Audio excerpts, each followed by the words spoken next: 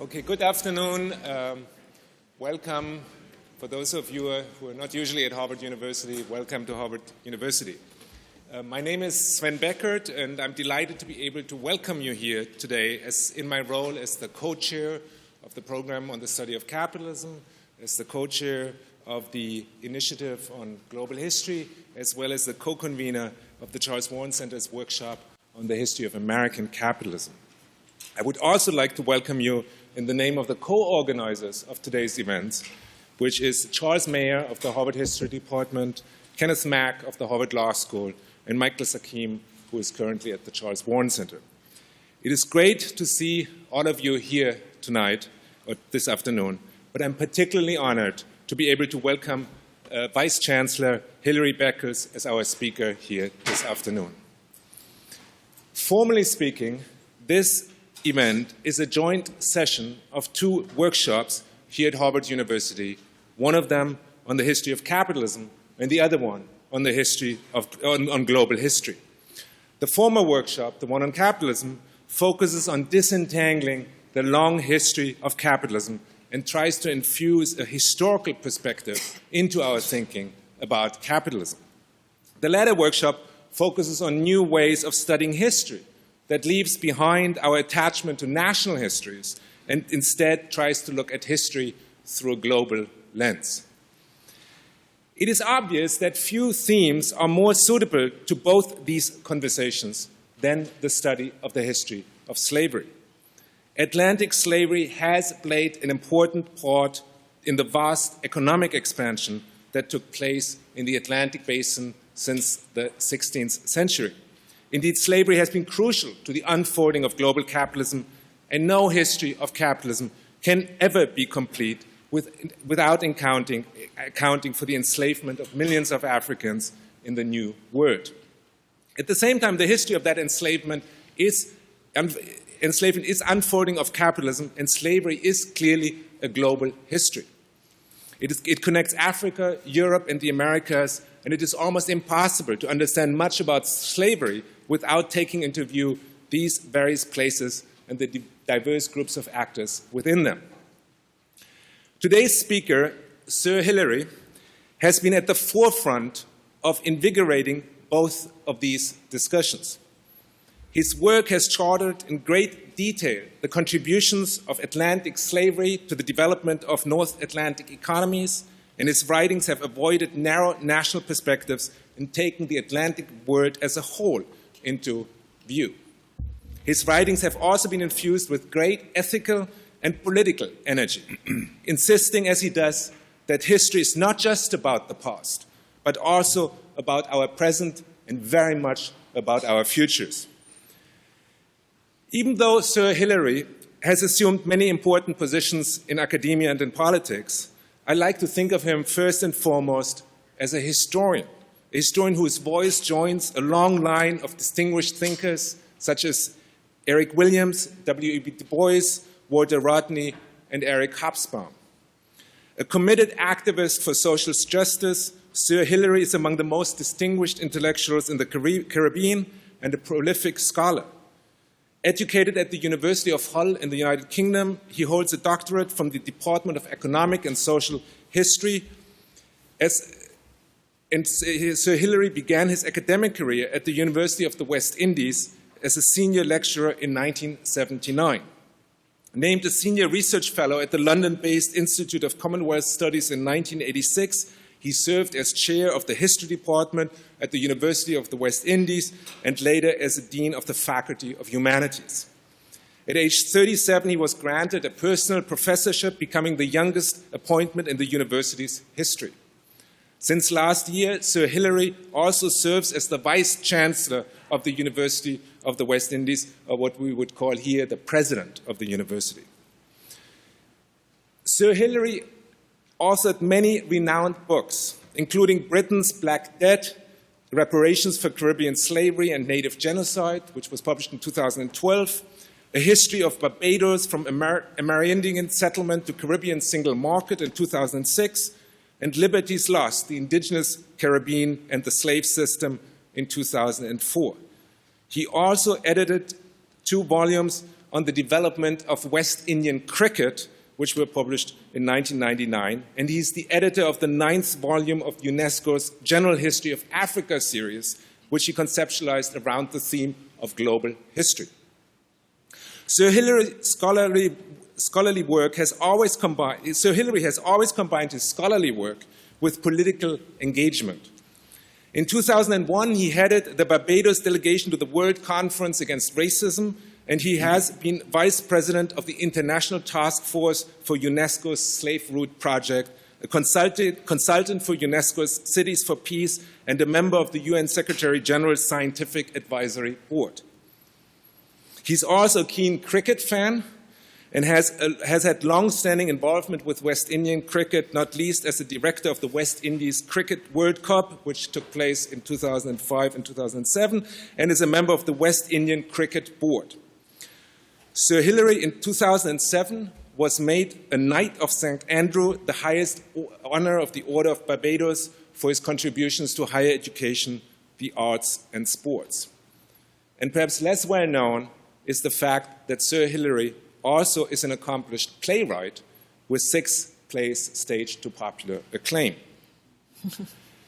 Professor Beckles' talk today will focus on the subject of much of his research and of his political work, the history of slavery and the politics of reparations. As chairman of the Caribbean Commission on Reparations, Sir Hilary has been at the forefront of a re-emerging global conversations on the question of slavery reparations. This subject has, of course, great significance in Europe, in Africa, in the United States, and the Caribbean. But it's also a subject that hits close to home, both in a country that built so much of its wealth on the backs of enslaved workers, and at a university whose own history is so deeply entangled with slavery. It is a great honor to be able to welcome Sir Hilary here today.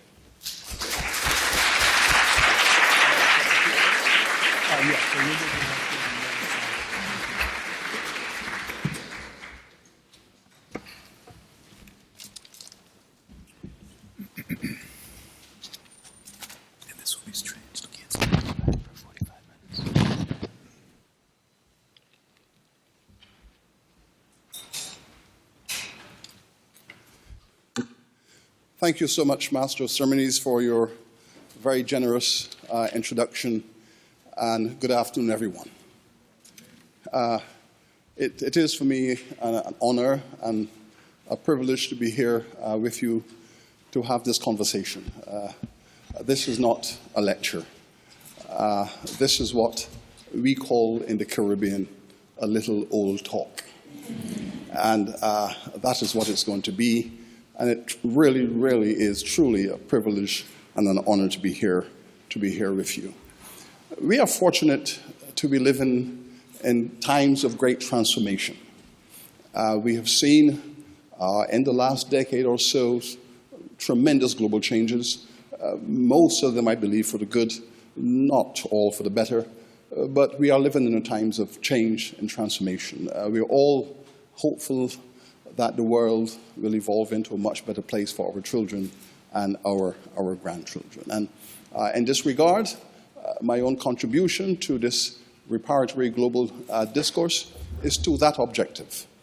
I do this daily because I am a positivist, I am an optimist, I am a humanist, and I believe that the world must be shaped by the finest thinking available to us, so that we can enjoy whatever humanity has to offer. Recently, I was privileged to be a part of a conversation when the British Prime Minister, Mr. Cameron, visited Jamaica. It was an historic occasion. No British Prime Minister had visited the former British colonies in 15 years. He admitted on his tour that, yes, Britain had neglected its former colonies in the Caribbean. He also admitted that that will change, and that his visit was part of a new dialogue which was going to open between Britain and its former colonies in terms of a development strategy. That news was welcome by the region. And not so welcome was his idea that he did not wish to participate in a conversation about the history of Britain in the Caribbean. He did not wish to speak about slavery. He did not wish to speak of the colonial past. Britain had taken Jamaica from the Spanish in 1655 and had ruled Jamaica until 1962, when Jamaica forcefully demanded its independence. And so he said, there will be no apology for slavery. There will be no conversation about reparatory justice. And this is what he said. He said, I acknowledge that these wounds of slavery run very deep indeed. But I do hope that as friends, and we have gone through so much together, that those darkest of times are now behind us. And that we can move on from this painful point, from this legacy, and continue to build for the future. He promised £350 million in Caribbean development projects for the region. He also promised £25 million to build a prison to host Jamaican prisoners who would be repatriated from Britain and serve out their sentences back home. This relationship between the £350 million for infrastructural works and £25 million to build a prison in Jamaica to allow Jamaica to accommodate Caribbean prisoners who ran afoul of British law created a remarkable conversation in the country and in the region. This £350 million was defined as a down payment, and the whole region wondered, a down payment on what?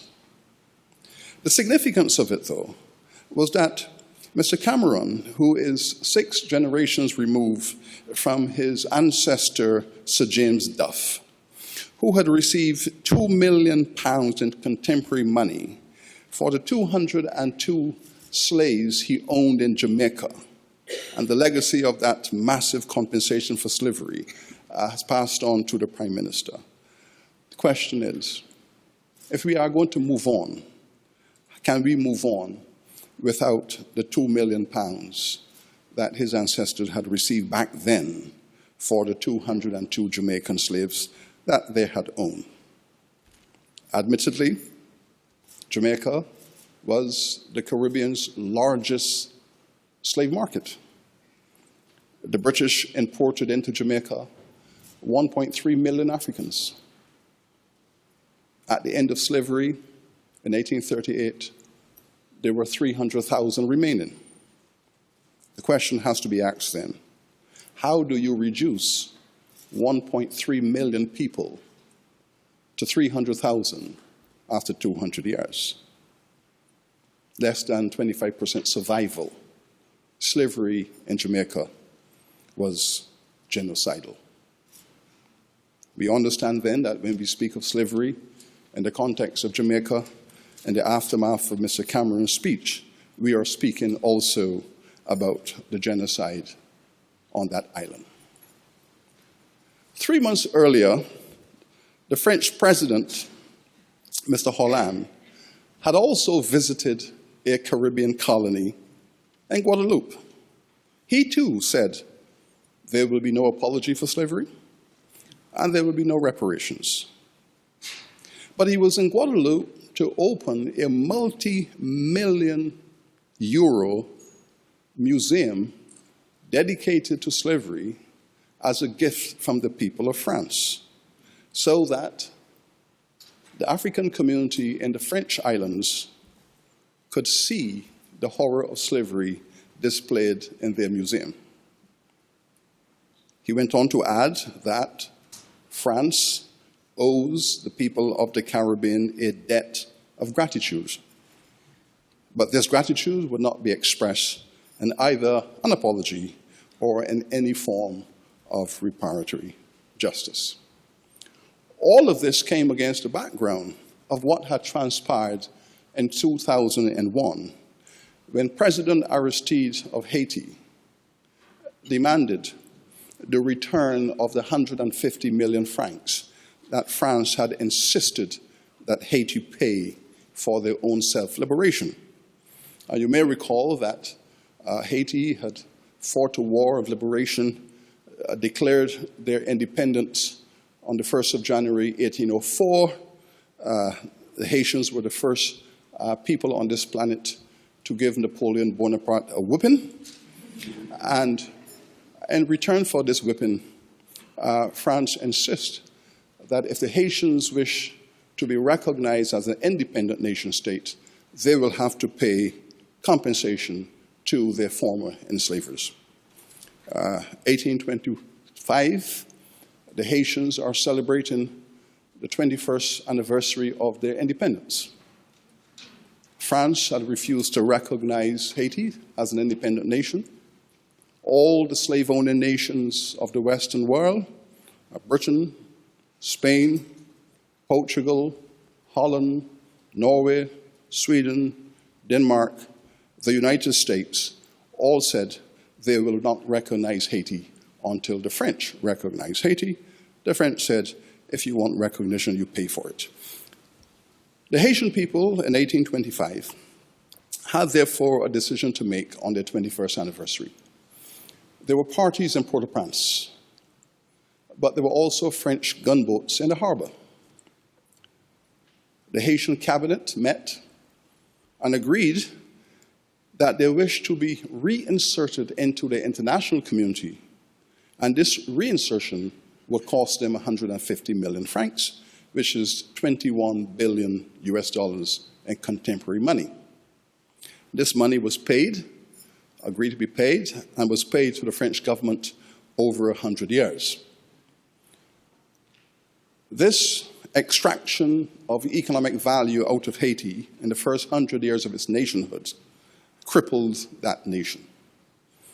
In some years in the 19th century, the payment to France in reparations accounted for 60 to 70% of the foreign exchange earnings of that nation. Aristide asks for the return of this money to the people of Haiti. He wrote to the French government, government to government, calling for the return of this money. The French government invaded Haiti. Aristide was overthrown and removed from office. His successor, his first public statement, was that the claim for reparations and the repayment of this money was a criminal act and removed from the state. And therein was the end of that conversation. President Aristide had acted against the background of the UN conference in Durban in South Africa on race, xenophobia, and related intolerances. The American government under Bush had pulled out of this conference on the basis that any discussions around slavery and reparations were internal national issues and not to be ventilated in international fora. President Clinton had earlier expressed a statement of regret on behalf of the American state, but had also refused to apologize. President Obama followed the Bush-Clinton line and also indicated that there is no need for a formal apology. President Holland did state in Guadeloupe that history cannot be the subject of financial transactions. President Obama declared that the discourse on reparations and reparatory justice is divisive of the nation state. The Western world, therefore, seems united in its opposition to the concept of reparatory justice for the people of Africa. And so there seems to be a Euro-American alliance that stands in solidarity in opposition to justice for the enslaved peoples of the modern Western world. But yet, the conversation continues. It is growing in intensity. And as one of my colleagues have said in Guyana a few days ago, the water is boiling and someone will have to make the tea. But the discourse is as predictable as it is despicable, claiming as it does an attachment to the values of democracy and the sensibility of democracy. The British formal position, let's all move on as friends. The American position, that it is divisive of nation building and therefore not in the national interest, followed upon the British position in their parliament in 2008 when the British were celebrating the bicentenary of the abolition of their slave trade in 2008. The British House of Lords debated this matter. The conclusion of the House of Lords is that, yes, slavery was a crime. Yes, slavery was an evil, and that the British state participated in a crime and in an act of evil. But there is nothing that can be done about it, because the enormity of the crime is too large to contemplate. This crime, the global dimensions of it, the moral dimensions of it, the sheer evil of it, it is too large to contemplate reparatory action. In other words, according to the House of Lords, the crime is too big to be filed. And so we have two concepts: too big to fail and too big to file. These are powerful concepts. They all speak to the existence of the powerless in societies in the face of national and global crimes. They all suggest that modern law, and we are here in Harvard Law, that modern law is crippled in the face of this crime. It is recognized that it is the greatest crime of modernity, but there is nothing that can be done. Law, philosophy, and politics have come to a gridlock in the face of the recognition of the crime. The challenge, though, philosophically and legally, is that democracy, we are told, cannot accommodate itself to reparatory justice for African folk. Too big to file. It all happened a long time ago. Let us move on. Have joined with some earlier concepts, such as, I cannot be held accountable for the crimes of my great-grandparents, and that there can be no resolution to this injustice. All of us in the Western world then seem to have gone into a cul-de-sac, and our intellectuals have not pointed the way out. Gridlock, therefore, seems to be the state of affairs in respect of democracy and reparatory justice. All of this has converged around the most extraordinary achievement of democracy, the device we all know as the national interest. The national interest is a remarkable 17th century invention. It's an invention that enables the state and the powerful to make judgments on behalf of the powerless and to sustain their authority over time in the face of adversity and criticisms from the majority of peoples. It is a concept that is fluid, it is volatile, and it is commercially available. It's a concept that can go to the highest bidder, but prefers to be dressed in the finest and most sophisticated garments. It comes wrapped in beautiful legal and philosophical discourse. but in effect, it is a device of the powerful who defined for all of us what is in the national interest. So I wish to make a few comments then about the auctioning of this concept of the national interest. In the 16th and 17th centuries, there was a strong argument that said slavery was not in the national interest. Across European countries, there were conversations about what to do with this form of labor.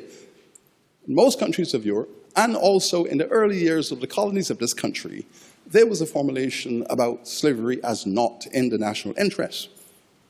The vast majority of citizens in Europe and also in these colonies would have argued that it is not for the betterment of mankind.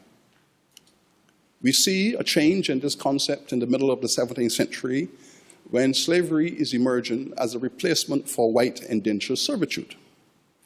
And in this context, we have the philosophical articulation of John Locke. Now, all of you here as students, like myself, many decades ago, would have been raised up on Locke on liberty. All of us were forced to read his treatise on liberty, and that was the beginning of our consciousness in terms of the articulation of the foundations of political democracy. But John Locke resolved this matter very skillfully for the British and for the Europeans. In his work on liberty, he argued that the African people are outside of humanity and therefore cannot be subject to the principles and the values of democracy. They are outsiders to the concept. Locke was able, therefore, through that mechanism, to resolve the contradiction that appeared in Western philosophical thought. It enabled Locke then to become a slave owner. He was a major investor of slavery in the Bahamas. He owned plantation stock in the Bahamas. He was also the corporate secretary of England's largest slave trading corporation. And yet, while accumulating his wealth from slavery and slave trading, he wrote beautifully on the theory of liberty. All of this made perfect sense because he had resolved the contradiction to allow the West to go forward with slave owning as in the national interest, while at the same time formulating the theory of democracy and freedom. Then, in the 18th century, across the Western world, slavery was defined as in the national interest. Now, in every instance, all of those many voices that rose up against slavery in Britain, in France, in Germany, in this country, all of those intellectuals and poets and theologians and common folk who turned their minds and their values against slavery were defined as not acting as citizens in their own national interests, and they were brushed aside. All of those opposition voices, and there were many very skillful, passionate opposition voices in the 17th century, in the 18th century, standing against the proliferation of the system of labor and human degradation, those people were brushed aside and pushed aside as not serving the national interest. Remember when Wilberforce made his first great statement against slavery, the King of England, a slave owner and slave investor, called upon him as a member of Parliament and threatened him to be very, very careful that you, sir, as a member of the British Parliament, you are standing against the national interests. Wilberforce persisted. By the early 19th century, the conversation has shifted. Powerful voices now turn against slavery and slave trading as not in the national interest. And we see in the 1820s the rise of this liberal perspective that says slavery is a crime, slavery is a sin. No one who has Christian values can be a slave owner. And suddenly the tide turned against slavery, and the British Parliament finally overwhelmed by the argument that slavery is no longer in the national interest, thus emancipation. So we see the rise and fall of this concept, and we see it every day in our lives. All of this is linked directly to the contemporary discourse in this country of the Black Lives Matter movement. This is just the second phase of that movement. In the 17th and the 18th century, there was a Black Lives Matter movement. The slave owners of this country, of this hemisphere, all argued that black life mattered. In fact, nothing mattered more than black life, because the economies were built upon black lives. The inventories of the estates, the productive structures of this country and all of the Caribbean countries, their accounts, their balance sheets all showed that outside of land, the most valuable asset on the books of every enterprise was black life. And therefore, black life mattered most. Remember that the slave laws of this hemisphere were written to protect black lives. Slave owners could be punished. Slave owners could be and were punished for taking black lives, because it was seen as a destruction of the most valuable asset of this hemisphere.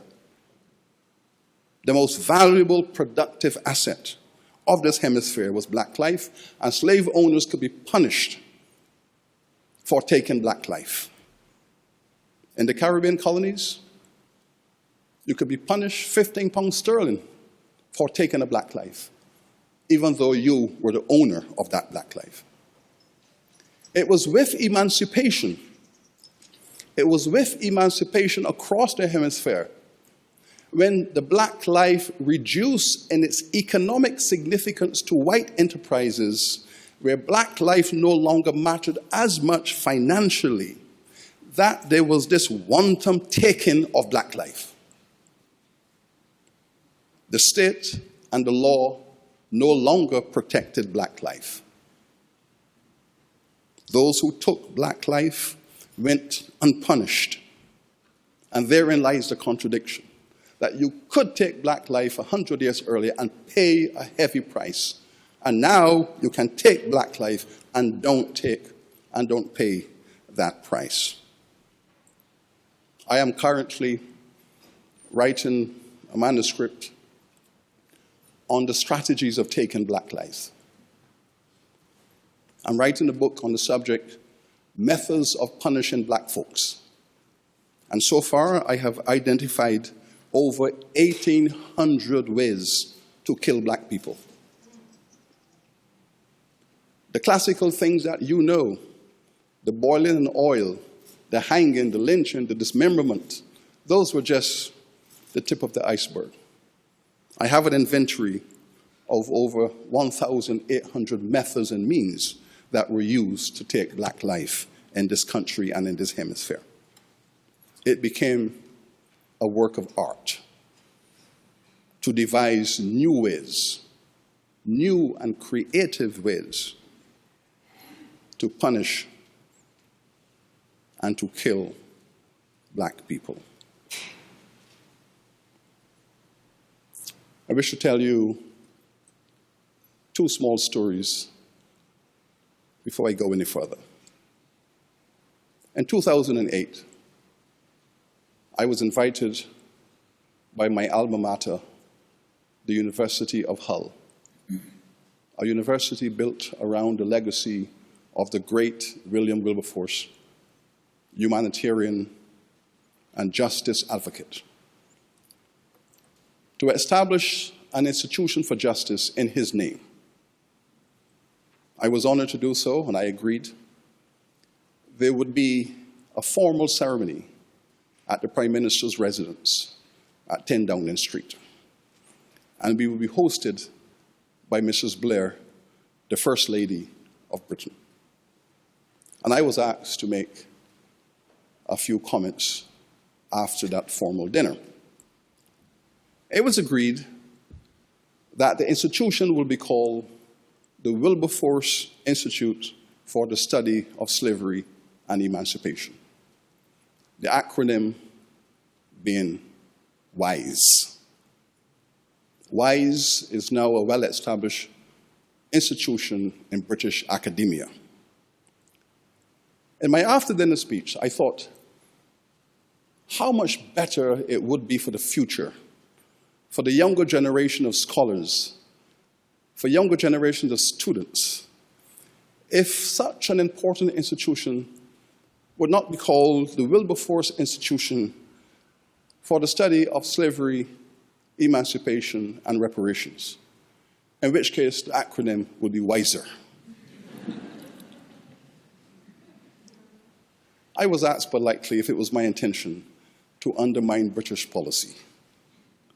But I made the reference in jest, but it was the most serious of references you can imagine.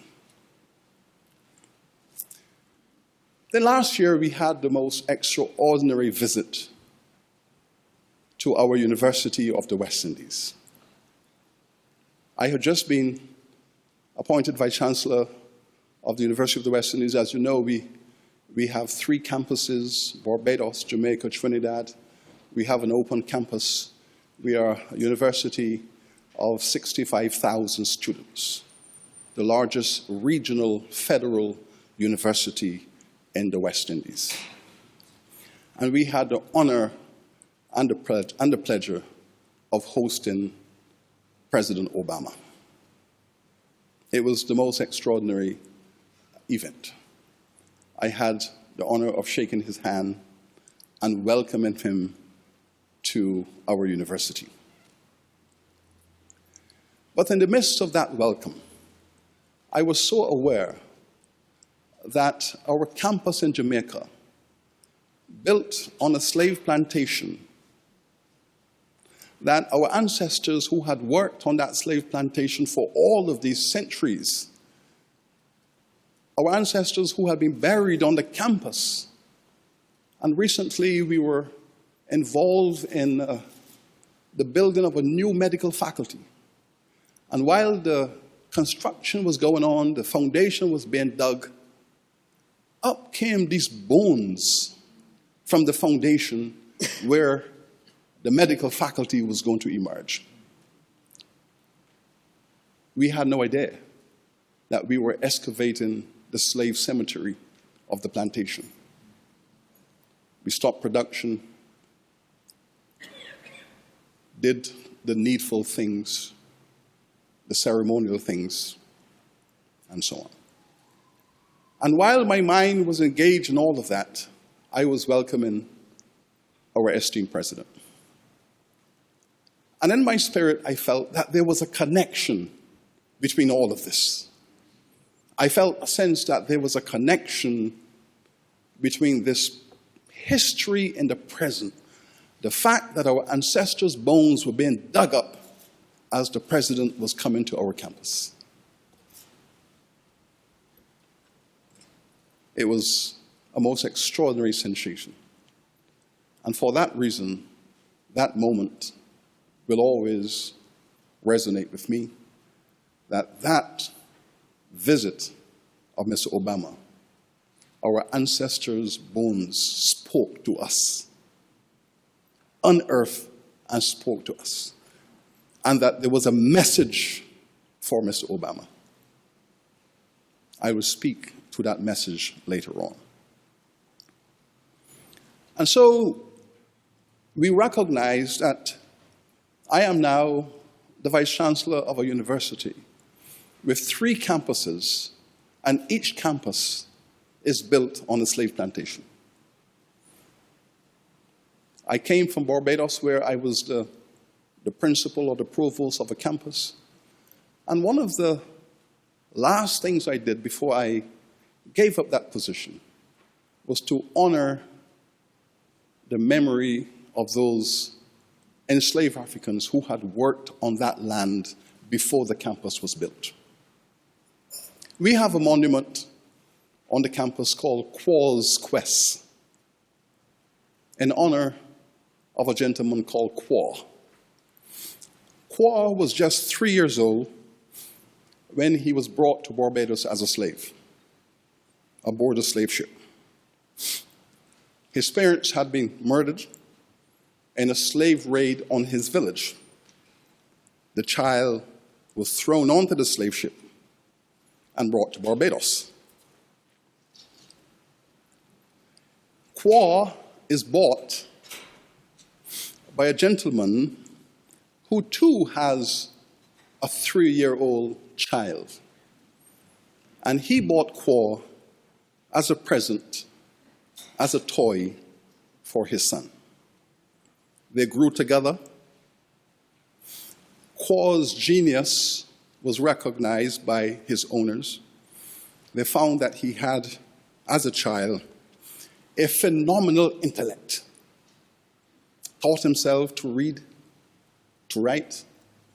Mathematical capacities were extraordinary. They asked him to take responsibility for the accounts of the estate. Slavery comes, slavery ends. A church is built on the plantation. 2 weeks at emancipation, the Church of England is looking for a sexton for the new church. The sexton, as you know, is the person, the officer of the church, who takes responsibility for all of the events of the church. Marriages, baptisms, all the public events of a church are taken care of by the sexton. Quo becomes the sexton, the first black sexton of the Church of England anywhere in the world. And in 1854, there's an outbreak of cholera, and he is lying on his deathbed. And he gives his testimony on his deathbed. He says, "I came to this colony as a child of 3. Parents lost. I am now married, 4 children. My family is rebuilt. I am a teacher, I'm a preacher, I'm a professional man. My quest is over." And so we call this monument Quo's Quest. The first teacher on the land where a university campus is now built. This is the history all of us have to deal with, how the past speaks to us in the present. Then there is the narrative of one of my predecessors, Sir Arthur Lewis, who I'm sure you all know, Nobel laureate in economics, the first vice chancellor of my university, professor of Princeton, Manchester University, everywhere, one of the finest intellectuals of the modern world. But in 1938, as a young graduate, 23-year-old graduate with a PhD in economics, London School, brilliant young man, he wrote a little book called Labor in the West Indies. And in this little book, he says, "The economics surrounding the development of modernity are well known. We can all account for the rise of the Western world. We can all account for the emergence of global capitalism. We know the benefits that global capitalism have brought to humanity. But," he says, "this matter of 200 years of unpaid slave labor is yet to be addressed." That was before he received his Nobel Prize, 1938. That is what he said. He goes on to argue that until this matter of 200 years of unpaid slave labor that built this modern world is addressed, democracy and the West will be on trial. And that we must find a way to address this matter if we consider ourselves as democrats. Now, let us historicize that for a moment. That there is a relationship between democracy and what Quo had experienced, the raid upon his village, the destruction of his parents and his thrown onto a slave ship to labor in the Caribbean. That we now have on the one hand democracy, but we have a history of terrorism. The slave trade was nothing more than unleash terrorism upon the people of Africa. And this unleashing of terrorism upon the people of Africa went on for 400 years. But this terrorism and the democracy that we all are now a part of are connected by this middle passage. We have the records of all of those kings of Africa who stood in the way of the slave trade and slavery. And those who stood in the way of this crime, instructions were given from the British government in the records of the Royal African Company to assassinate those leaders who stood in the way of the slave trade. Understand this: the Western world was in need of cheap labor. Capitalism was in need of cheap labor. African labor was the source of energy that drove the Western enterprise. Fast forward 400 years. We are now having a conversation about alternative energy, renewable energy. The conversation in the 17th and 18th centuries about cheap labor is the same conversation as the conversation today about cheap oil. The language, the narrative, the paradigms are very similar. Cheap labor, cheap oil, energy. And so we had a land grab in Africa, a labor grab, now followed by an oil grab. The energy debate of today is the same debate as the slave trade debate of yesterday. And in much the same way that President Obama's 21st century alternative energy victory must be celebrated, it was nonetheless the second part of a conversation launched by Abraham Lincoln for an alternative source of energy to drive the American economy. In other words, slavery was not the energy source that was now required. We now need another source of energy. And so President Obama, President Lincoln are linked at multiple levels, but they are critically linked in their search for an alternative form of energy to drive the economy of this country. Terrorism, alternative energy, and the contradictions of democracy, as I have said, have been resolved. And now all of us are asked to deal with this discourse around reparatory justice. But those who argue against reparatory justice, when you examine the assumptions of those arguments, whether legal, philosophical, social, moral, whatever the assumptions of the opposition to reparatory justice for African peoples, they converge around a simple point: that the African peoples of the Americas might have a moral and legal right to justice, but they are not deserving of reparatory justice. Unlike all the peoples of the world, these people are not deserving of reparatory justice. Reparatory justice, we all know, is about power. Who gets reparatory justice are those who are able to win the discourse of power. The weak, the disorganized, do not get reparatory justice, unless it comes at the end of a journey where that group is facing extinction. And when that group is facing human extinction, then the conversation might change around reparatory justice.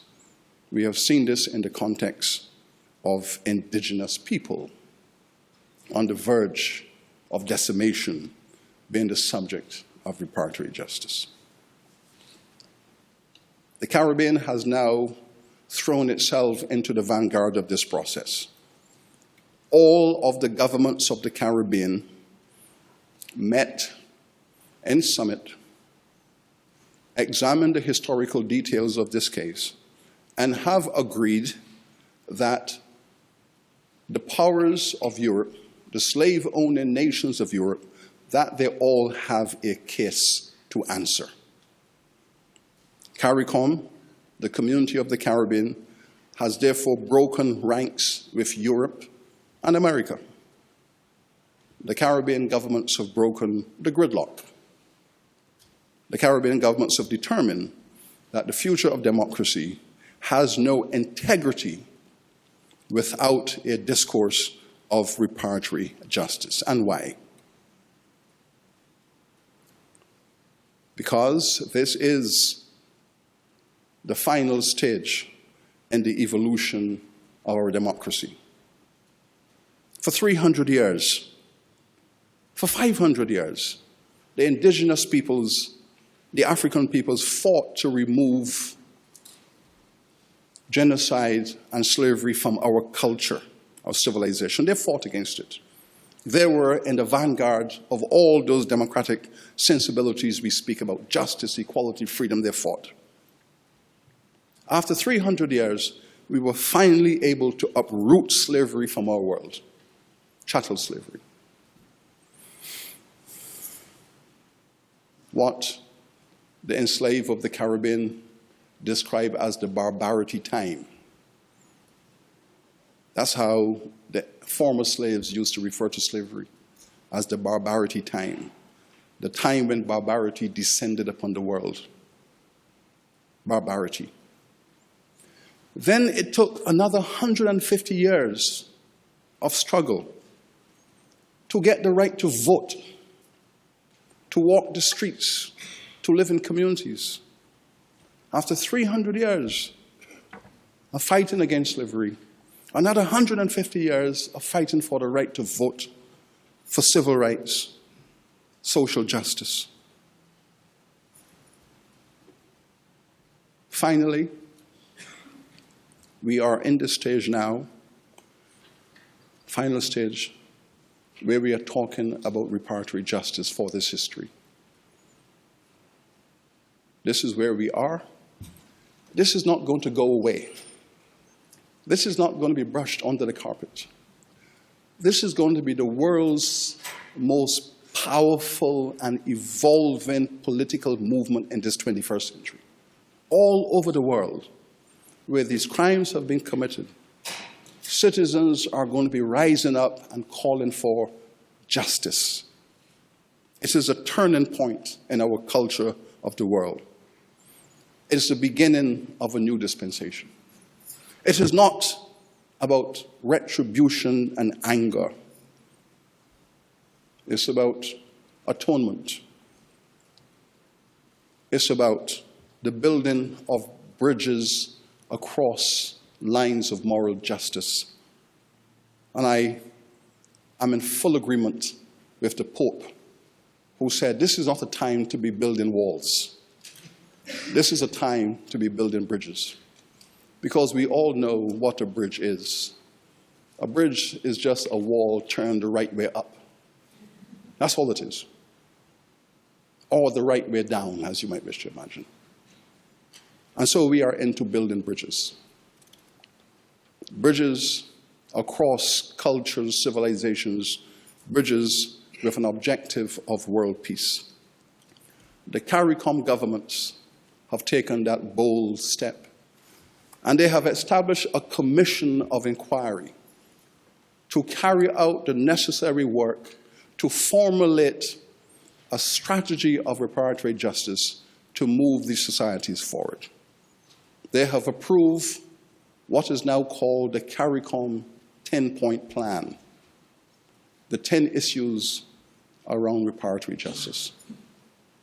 Issues about development, housing, healthcare, education. Issues about social justice, infrastructural development. Critically, what CARICOM has said is that this mythology perpetrated by those who are against justice, that reparatory justice is about black people standing around on street corners expecting charity from white folk. That is the myth that is used by those who campaign against reparatory justice. It's about black folks in a mendicant, subordinate way, looking for charity. Another level of charity. This is what they say. It is not about those issues.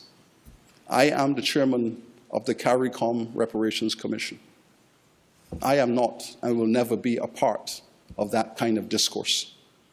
I am concerned about the eradication of illiteracy, bad health, bad housing in the societies that have been ravished by slavery. I have said to the British Prime Minister and to the British government in their own parliament, you have left the Caribbean world in a royal mess. You have left the Caribbean world in a royal mess. Come back and help us to clean up that mess that you have created. That is what reparatory justice is about. I live in Jamaica. That is where the Vice Chancellor of the university resides. When Britain gave Jamaica its independence in 1962, 80% of the black folks in Jamaica were illiterate. And this is after 300 years of extracting wealth from Jamaica, the richest colony in their history. The colony that gave them the global push into Asia and everywhere else, Jamaica, the land where the Prime Minister's ancestors made their fortune. 80% of the people were left, and they were told to go and develop. I spent 6 years as a student in the Faculty of Economics. I have seen or heard of no economic model, no economic paradigm that will enable a society with 80% illiteracy to develop.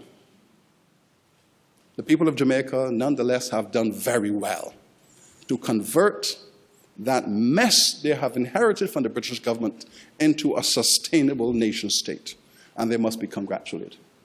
All of the Caribbean societies inheriting this mess went to work in an act of self-help to carve nations out of this mess. My island where I was born, Barbados, is very proud of its democratic culture. But this was the first slave society in the modern world, the first society in the Americas where African peoples outnumbered Europeans, Barbados. And now we celebrate Barbados as a center of democracy and freedom, because the formerly enslaved people took it upon themselves to build that tradition, to turn slavery on its head and create societies based on freedom and justice. This is our achievement. This is the achievement of people who had been enslaved, to turn history around and point the world in the right direction. And so we are saying, and we are urging, and I can think of no other place to do this than here in Harvard Law, the home of our esteemed president, to join with CARICOM. Join with CARICOM. Establish a national commission in this great nation to examine the history and the legacy and the consequences of slavery with a view to building the foundations for another round of civil rights and human rights in this country. Urgent that he use his considerable global influence,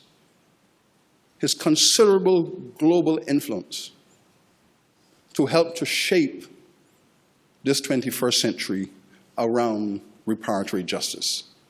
And when I had the honor of meeting with him at the University of the West Indies, I felt the ancestors were speaking to me to tell him this, to say to him, welcome to Jamaica.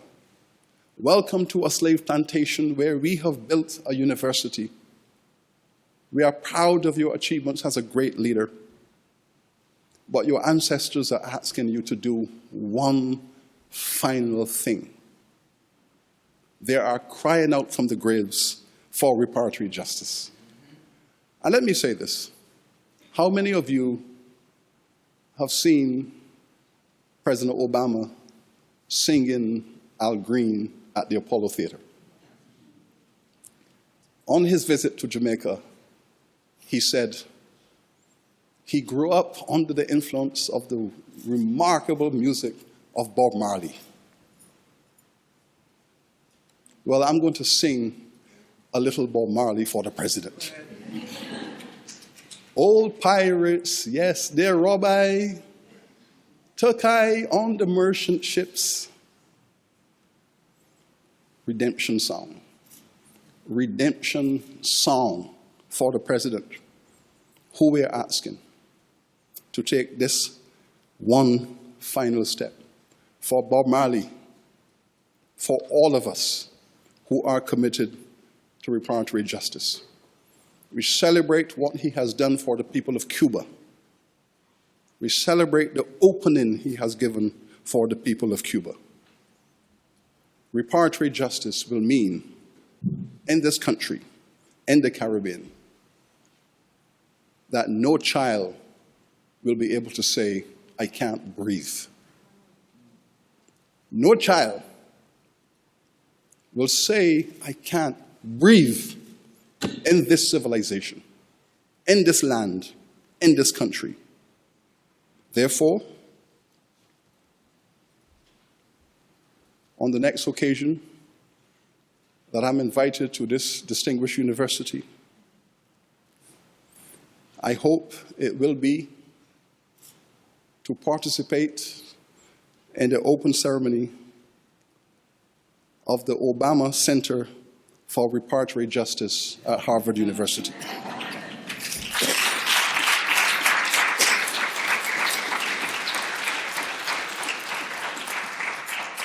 All of us as academics, as scholars, must stand for justice.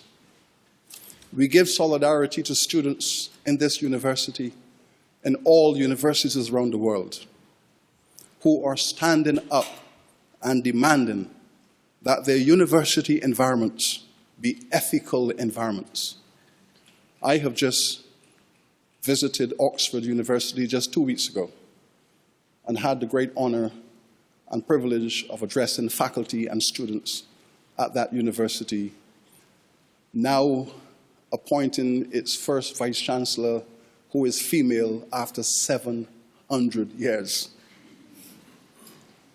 But I was able to say to students and faculty there, yes, Oxford University has been a part of a certain imperial history that have celebrated and empowered white supremacy, racism, depredation of cultures. And I recommended to the Vice-Chancellor that the way around this, Oxford, the University of the West Indies, the University of Johannesburg, where Rhodes is recognized. How about an Oxford, Johannesburg, University of the West Indies Center for Global Justice? Let us turn this history around. We cannot bury it because, as I have said, when we bury this history and we go to put up buildings such as medical faculties, we then dig up the bones. The bones are everywhere. They're everywhere. There's no point in burying the legacy and the memory as well as the bones. Let us bring everything to the surface and find a way forward through all of this. I thank you for the generosity of your attention. I thank you.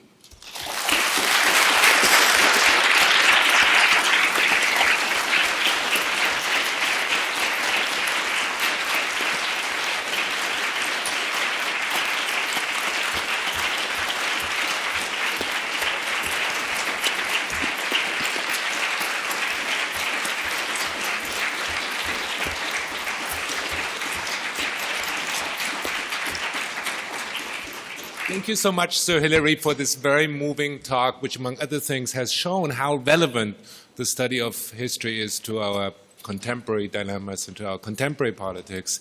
We now have 3 very short responses to this presentation, and then we will open up the floor for discussion. And I very much urge you to stay to be participating in that discussion. Our first commentator is my colleague Vince Brown, who is the Charles Warren Professor of History and Professor of African American and African Studies here at Harvard University, and a multimedia historian with a keen interest in the political implications of cultural practice.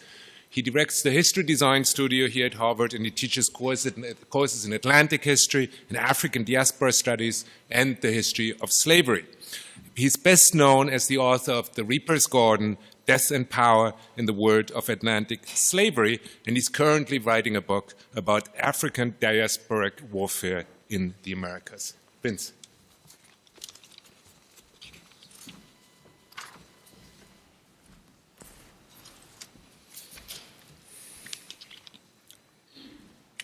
Won't you help to sing these songs of freedom? I want to thank Sir Hilary Beckles for a stimulating lecture and for beginning that song, one of my favorite songs, a song which was a lullaby for my first child. I learned much from that lecture, as I always have from Sir Beckles' indispensable scholarship. And I want to express how grateful I am that he's brought his erudition to a campaign of such public significance. In his work on the CARICOM Reparatory Justice Framework, his book, Britain's Black Debt, his speech to the UK Parliament in 2014, and in his tireless efforts on behalf of redress for the legacies of a criminal history. He has set a stellar example of how scholarship can establish links between a past many would rather forget, a haunted present, and a future that depends on comprehensive reckoning with the processes and transformations that have made us who we are. We are the legacies of slavery. European enterprise in the Americas flourished when and where enslaved African labor was most exploited. Slavery made the Americas valuable to Europe, and slaves were the most significant commodities and the most vital producers of goods and services in the Americas beyond the mid-19th century. Just as surely as some have inherited the wealth of slavery, others have inherited its losses. The deficit shows up most dramatically in contemporary inequalities between black people and their fellow citizens, really wherever in the Americas slavery was entrenched. For a long time, it has been fashionable to blame inequality on the cultural behavior of the unfortunate. And I mean a really long time. Jamaica's slaveholders even claimed that the high death rates on their plantations were so high because slaves stayed up late drinking and dancing at each other's funerals. In other words, they were killing themselves by mourning their dead.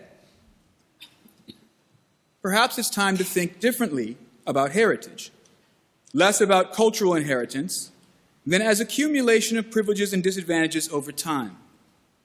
If we can connect our present to the legacies of slaveholding and the damage done to the descendants of the enslaved, perhaps, too, we can articulate a means of repair. A few years ago, the comedic social theorist Louis C.K. reminded Americans that you can't take people's historical context away from them.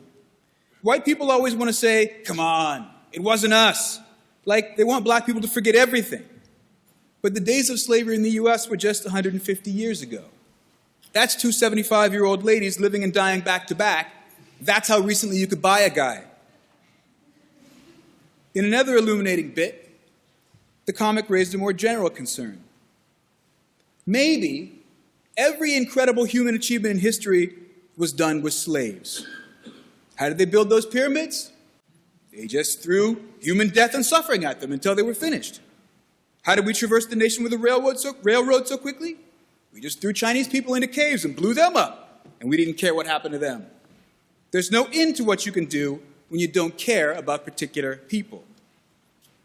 Now, never mind all the things that people have done and can do without slave labor. The central issue here is whether concentration of social power and profit is generally, even essentially, predatory. Let's assume for a minute that it is, that the wealth of slavery is a kind of model for accumulated wealth in general. Professor Beckles has argued that the owners and inheritors of such wealth bear a social responsibility for the crimes of the past. And I think this raises two sets of important questions. First, should responsibility be decoupled from authority, and can it? Is there a tension between the historical responsibility of Europe and the successful independence of its former colonies? Can one have responsibility without authority? And does the invitation to participate in the development of post-colonial states not invite the reassertion of some kind of imperial sovereignty? How do we avoid compromising the hard-won gains of so many struggles for autonomy? And second, what entities should be held accountable? What kind of entity is the appropriate recipient of the claim to reparations? It wasn't always centralized institutions that determined the slave trade or exploited the enslaved. States may have secured and guaranteed a commercial impulse and infrastructure, but private individuals took advantage of dynamic markets. So who exactly is responsible? And how do we get them to accept that responsibility? Even if we zero in on the state, I fear that the demand for reparations presumes and depends upon states committed to distributive justice, a commitment most states haven't borne since the rise of neoliberal governance, which, many would argue, is essentially predatory itself. In any case, alignment between the needs of states and nations, governments and publics, is anything but guaranteed. The people who define the national interest don't usually include true democracy as part of it. This raises the question of who inherits accountability in another way. How do we address the predatory states who have long exhausted the benefits of the slave trade and slavery? Can we hold the descendants of Segu, Oyo, Dahomey, and Ashanti accountable alongside those of Portugal, Spain, the Netherlands, Denmark, France, Great Britain, and the United States? Now, I understand that lawsuits generally target only entities that can afford to pay, leaving open the question of culpability in principle. But if we pose the demand to states that have inherited the wealth of slave labor, must we also appeal to the very moral, legal, and political traditions of authority that justified enslavement and genocide? And in doing so, do we grant them a legitimacy they do not deserve? Ultimately, the demand for reparation is a moral claim upon states as we wish them to be. As such, the reparations campaigns present states and societies with a test of virtue. If indeed they are to be upheld as more legitimate polities, stewarding the values of fairness, security, and prosperity for inclusive publics, these values can be demonstrated through concrete policies of redress. In this way, while the money would be great, the case for reparations based on specific claims of past harm has as its true goal, for me, a general impulse toward a more equitable future, in which we care more faithfully for all those particular people who generate society's wealth. Thank you.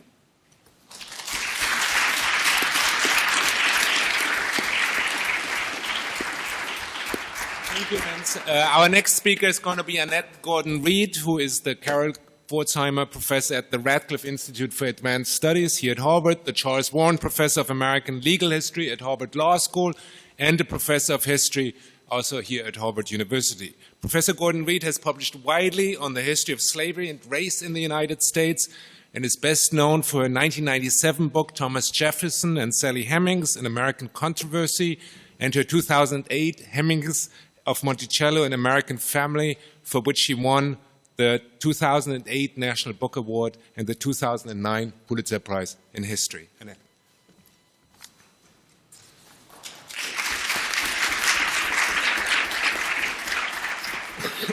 I'd like to say it's an honor to be here and to listen to that address about a very, very important topic.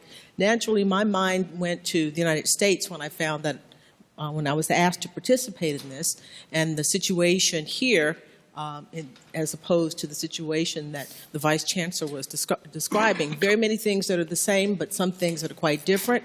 750,000 people come to the North American continent, and that by the end of slavery, after the Civil War, that's 4 million people. So it's a very, very different situation. The way slavery ended is different. compensated emancipation in Great Britain was a wonderful thing, that you actually get to see how much money, to see slaves turned into capital, to actual liquid capital, to see exactly what people got in return for giving up slavery.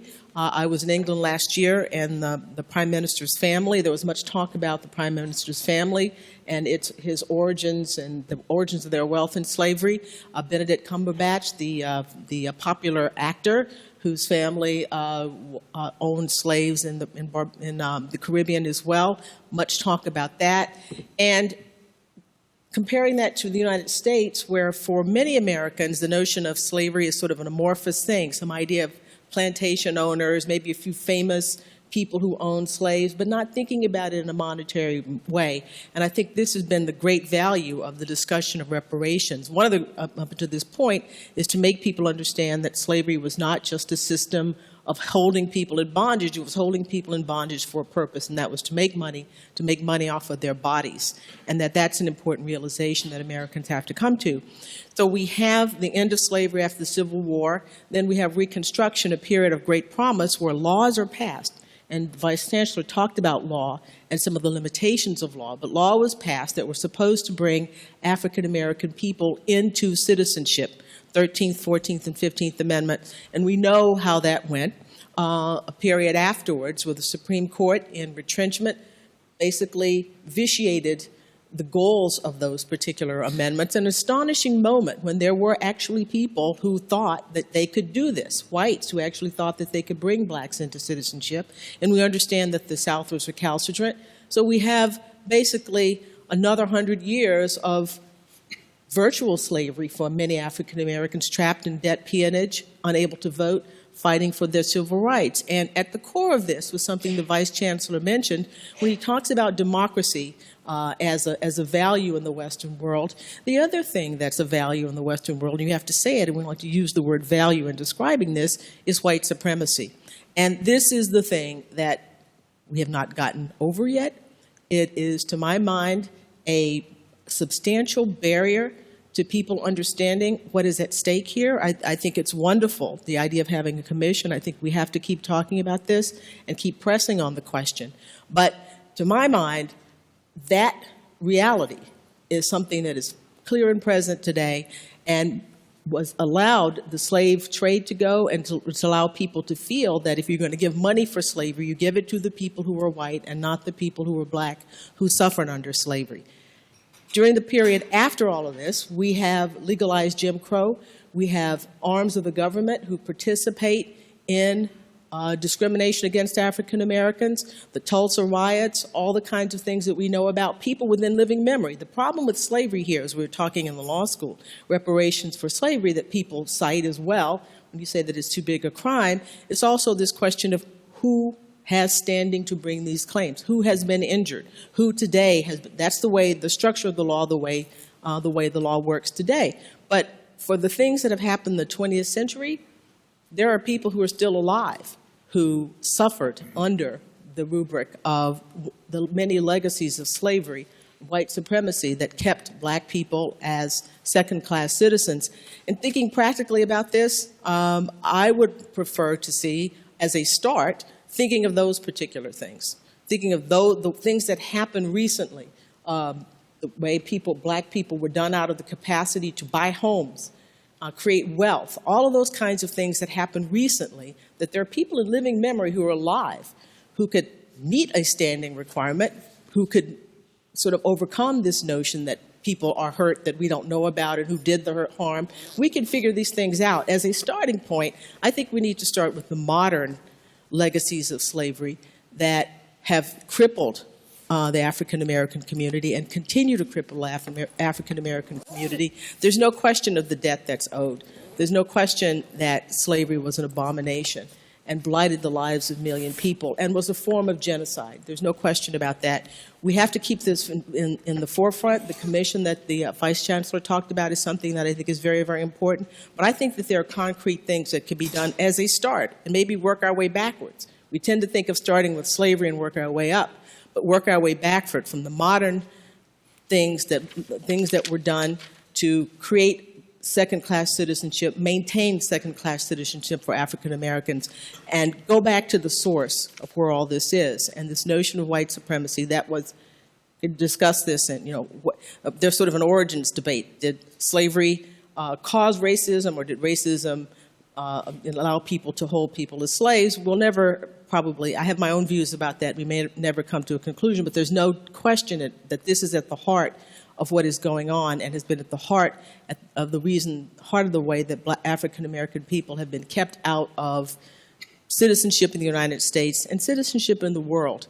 Colonialism, all of these things are together. There's a key and there's a common denominator, and that is something that I think that the white community has to face, and something that the white community has to work on if we're going to have any progress at all. Thank you.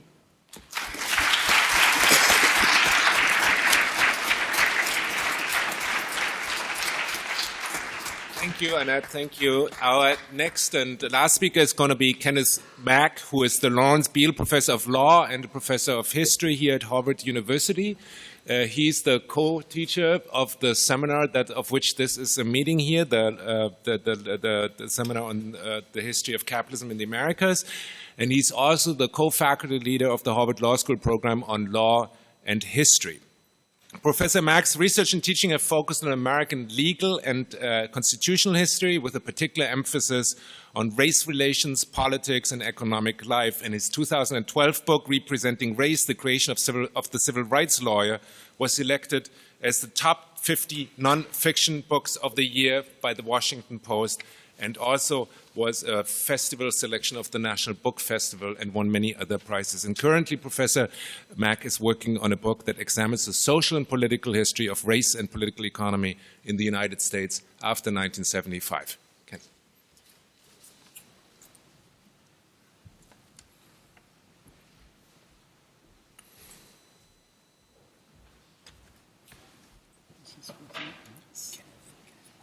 Okay, first I'd like to thank Sir Beckles for a scintillating lecture and an incredibly important book from which I'll draw part of my comments, entitled Britain's Black Debt, Reparations for Caribbean Slavery and Native Genocide.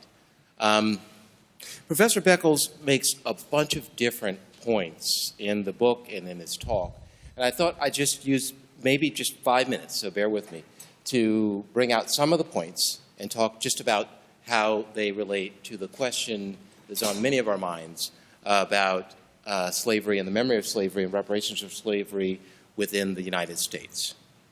Point number one that he makes is that reparations is not a handout. This is not a case of black people sort of waiting for the government to cut them a check, but in fact, as he documents quite doggedly in his book, the ways in which slavery enriched the nation of Britain and enriched other European powers and also enriched the United States. This is not a question of people looking for charity. It's a question of people whose labor was extracted to enrich certain institutions, many of which exist today, like Harvard Law School. Second, in his analysis, what makes it a little easier for him than those of us who are thinking about the United States is that he's got two state parties, right? There are Caribbean nations and there are European governments, mostly the UK. In the United States, it's a little bit different. We actually do have a state that's responsible on one side, arguably the United States government or many of the states that sanction slavery under their law, but we don't quite have a state on the other side. It's a little bit harder to think about how the process works here. But the process for the Caribbean, it seems pretty simple.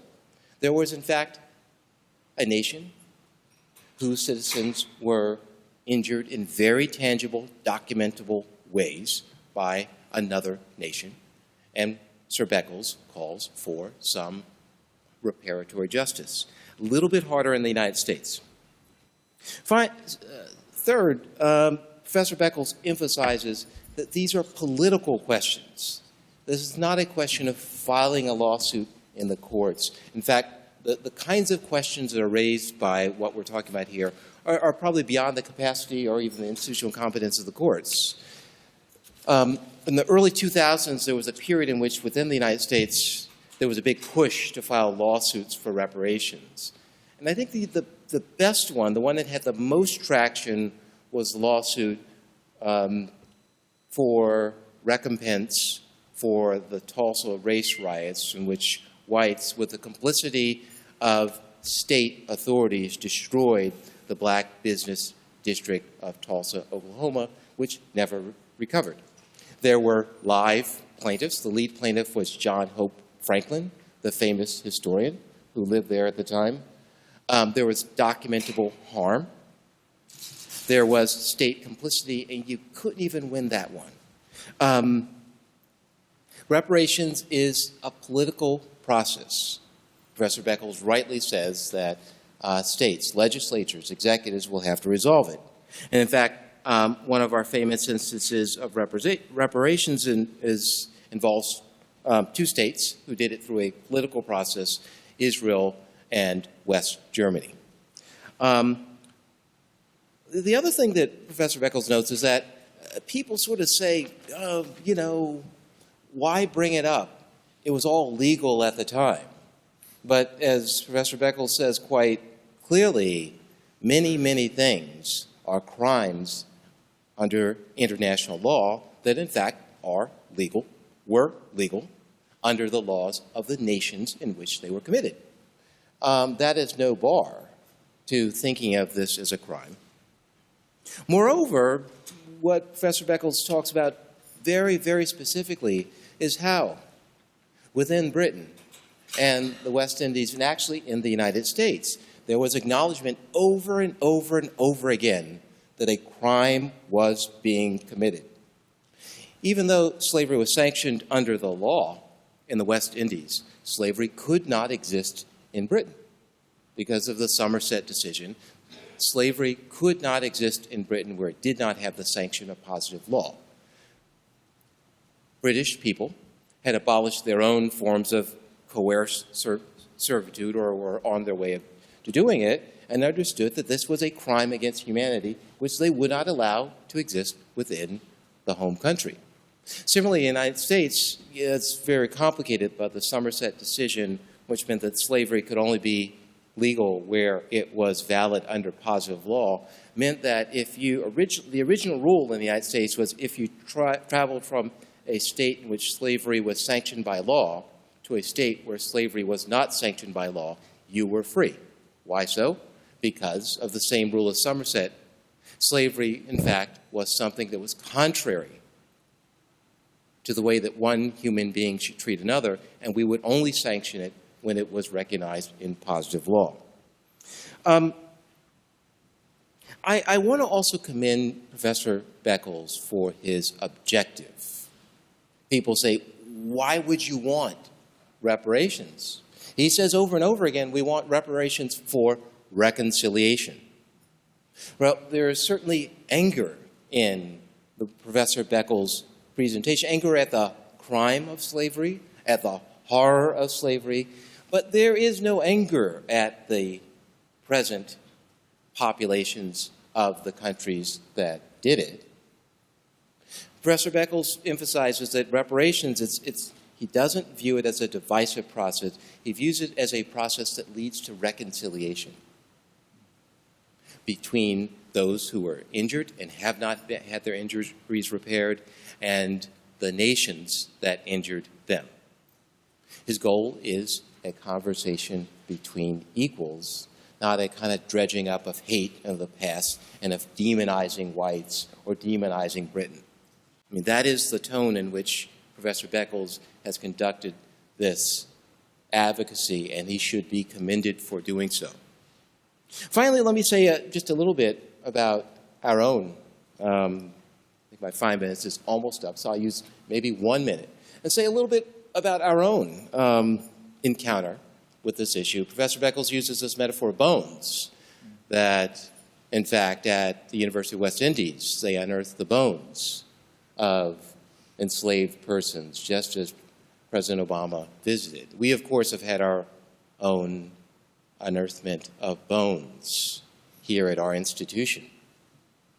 I refer, of course, to the recent bringing to light. Now, it's been known for a long time. You know, if you read a little bit, it was easy to find out that Harvard Law School was endowed with the proceeds of slavery, and Harvard University endowed its first professorship in law in part because of a slave revolt, which was brutally, and I mean brutally, put down in Antigua. And in fact, Harvard Law School today exists in the form that it does in part because of the repression of the slave revolt. It endowed the first professorship of law at an American university. It enabled Harvard to get a head start over other universities. It enabled Harvard Law School by 1830 to basically become what it is today, a national law school, right? That people all over the country came to come here and study national law and go back to their institutions. So as a graduate of this law school and as a professor here, I have to think, you know, I benefit from this, the proceeds of the repression of this slave revolt. And what should we do about it? Now, the what is very hard for the reasons I've articulated. You know, Harvard Law School itself, of course, didn't put down the slave revolt. There is no sort of state on the other side. But we can think about what we should do if we understand that all of us benefit from the proceeds of slavery every day if we're associated with this institution. All of us derive a present-day benefit from the oppression and degradation of human beings. And what should we do as an institution to make reparations for that original sin, even if we cannot find particular people to pay? What mission should we undertake? These are the kinds of things that should be on our agenda when we think about that fact. And so thank you, Professor Beckles, for all of what you've done.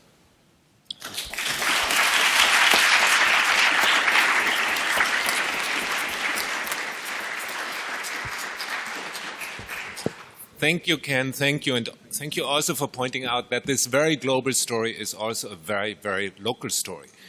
We now have approximately 15 minutes for questions and comments. And as you can see, there are 2 microphones. So if you would like to speak, I would ask you to move closer to these microphones. So who wants to go? Who wants to go first? Microphones here and here. Julian, okay.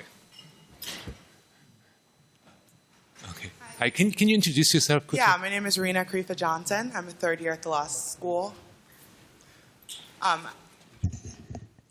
My questions were actually for Professor Gordon Reed and Professor Mack.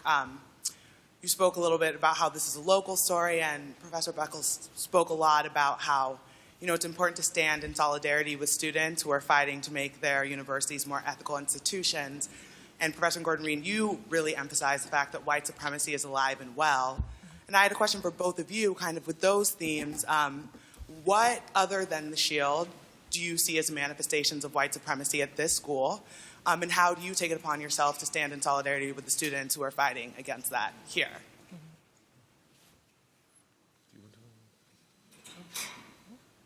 You want to start?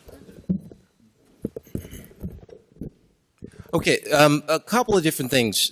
One is there are manifestations of white supremacy everywhere you look in American society. You know, there is a collective amnesia that that pervades these kinds of issues. Within my lifetime, you know, the town that I live in Massachusetts, when I was a kid, if you were black, it was almost impossible to buy a house there because no realtor would show you a house. You know, it is, you know, we think about slavery, you know, we don't even have to go that far back. We can go back to well within my lifetime to find manifestations of white supremacy. They're all over the place.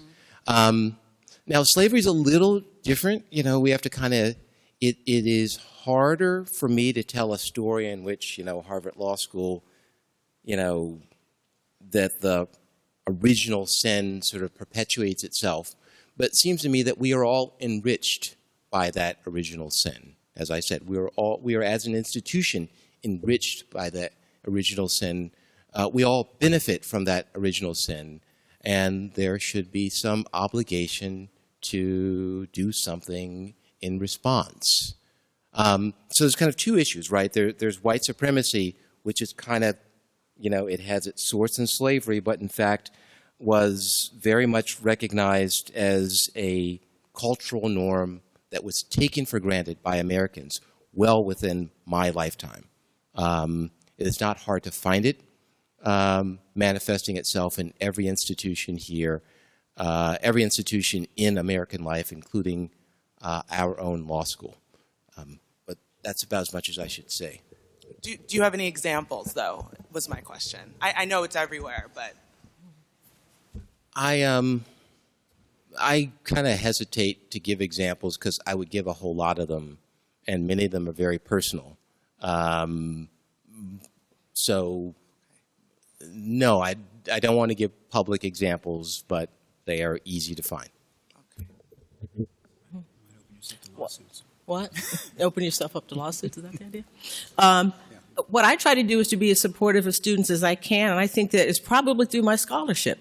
I've devoted my life to trying to expose and talk about the legacies of slavery in the United States and how they operate. So I think that's my chief thing to do, to show up when students ask me to show up, and when students of color and other students as well, whoever asks to show up when they ask me to do that, and through my work and to speaking out about it. And do you have anything you want to say about manifestations of white supremacy at Harvard Law School specifically, other than the shield? Other than the shield? No, not really. I don't think it's inappropriate, because a lot of this, what he's saying, that it's a lot of things could be personal. But aren't we talking about a reckoning, right? With our history and mm-hmm. kind of. Well, you give me an example besides the shield. Oh, well, we have a whole list of demands printed. I would say. But that's not. The makeup of our faculty, the way that the makeup of the faculty. What do you mean? Well, how many black professors are there on the faculty? 12. How many white male professors are there on the faculty? I don't know how many there are. How many black people are lawyers?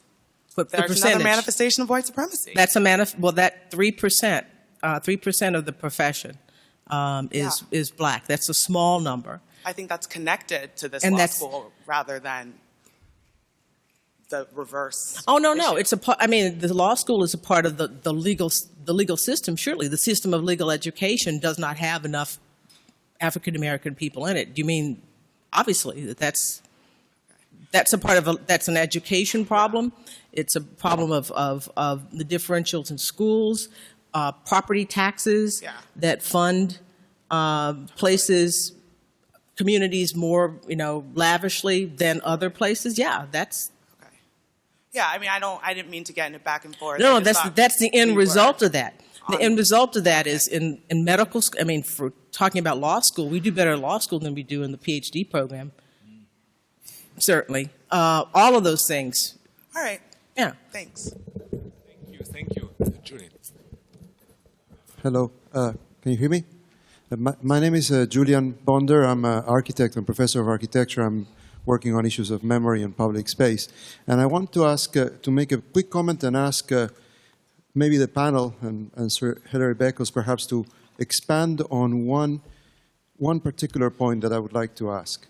The first thing is that it appears that we're talking about an idea of protest. But protest in the sense that, is connected pro and testis, to become a witness. And in a certain way, a witness that denounces the wrongs in society. And to me, that's a very interesting thing that connects to the idea of interruption of history, which I mentioned before. So the basic question is, what I understand the invitation is not only to consider history as historiography, but history in the present, as a way to become, to invite all of us from wherever we come to become public intellectuals, to engage with the public, to engage with transformation of society. So I'd like to see if you could speak a little bit more about this idea of, historians, interrupting the continuity of the history of victors, which is what part of this conversation is about. Thank you. Thank you. Yeah. Well, it's a kind of mythology of sorts that historians focus on the past. Mm-hmm.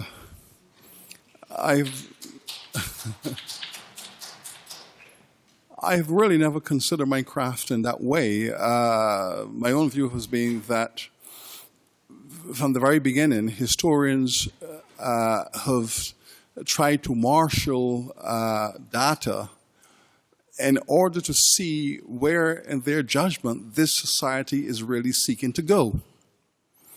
So that you analyze the ideas, the visions, the concepts, the philosophies, and you ask yourself the question, where is this society trying to go? What are the targets it's trying to reach? We listen to all the conversations at any moment in time.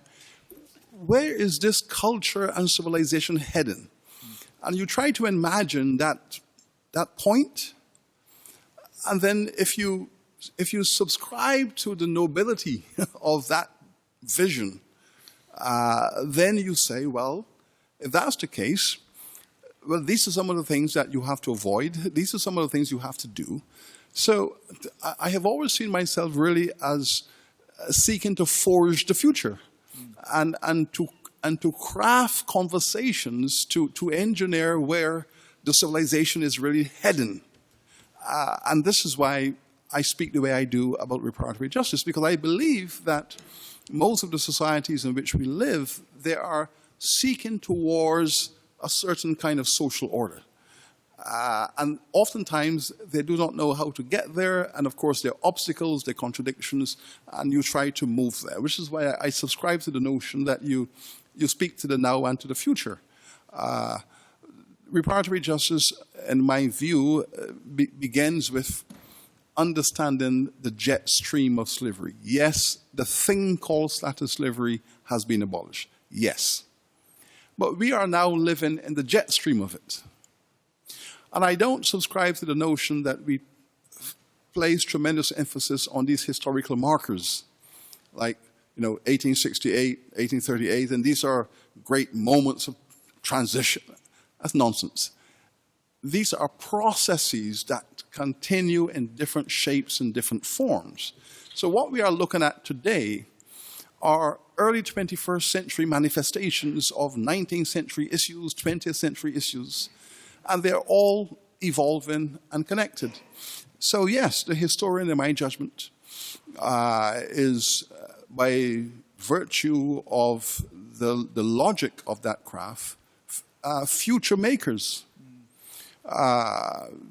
If you subscribe to the concept called democracy, and if you have a notion of what that is, and if you wish to live in a world that's democratic, as you understand democracy, then you will know what are the obstacles getting in the way of that process, and you will know what are the things you have to do, and you would need to know how things evolve to achieve that target. So we are making the future. We are imagining it, and we are trying to make it. And in a sense, historians are like midwives. You're really trying to find the least painful way to get things done. And oftentimes, that is the nature of these conversations. So public advocacy is one role. Scholastic work is another role. I know that many young academics have difficulty in trying to balance the two. Mm-hmm. And I sit as the chairman of my university's promotions committee. And I sit on the committee, I chair the committee by which my academics become professors or not become professors. Mm-hmm. And I try to make a distinction between scholastic, intellectual, original pioneering work and work of public education for general consumption. We do not oftentimes ascribe equal value to all of this, but we have a role for it. And therefore we have our public intellectuals, we have our scholastic work, and we see the value of all of it. And then we try to find a way to make sure that the individual in pursuit of their craft receives the justice. It's complex, but we try. Yeah. Good evening.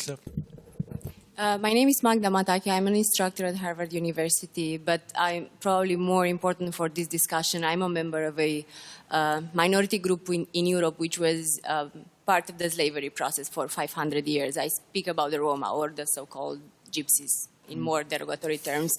So I have two questions, short questions, and I think they are both connected to this idea that you mentioned, related to the fact that the 21st century is basically the turning point in the culture of the world. And reparations is part of the global discussion. And the first question goes in relation to the United Nations Working Group of Experts on People of African Descent, which just recently published a press release, and a report will come up arguing for reparations in the United States, or advising the United States of America to provide reparations to the African American community here. And I wonder how that decision of the working group plays in relation to your advocacy work on reparations for slavery, and also knowing the previous work of some of the governments in the Caribbean arguing the United Nations to give reparations to push Britain and the other states in Europe to give reparations to these states.